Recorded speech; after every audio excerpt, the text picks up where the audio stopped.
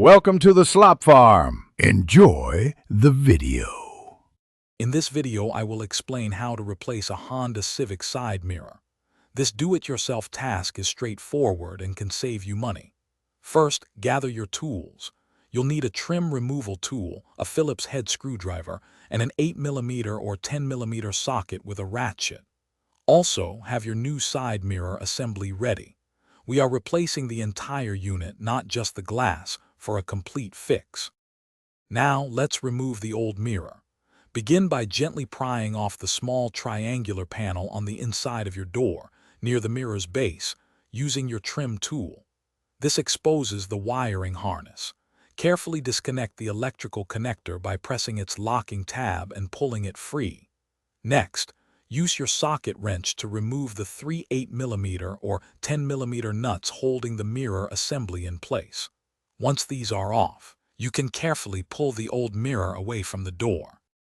With the old mirror removed, it's time to install the new one.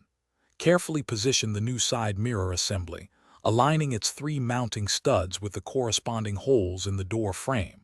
Make sure to feed the electrical wiring harness through the opening and check that any gasket is properly seated.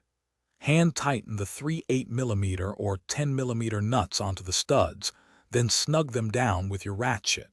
Finally, reconnect the electrical wiring harness, listening for a distinct click to confirm it's secure.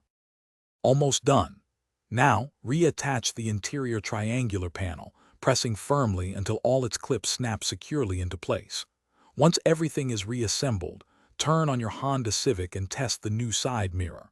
Check that the electronic adjustments work smoothly in all directions. If your mirror has integrated turn signals or heating elements, verify those functions as well.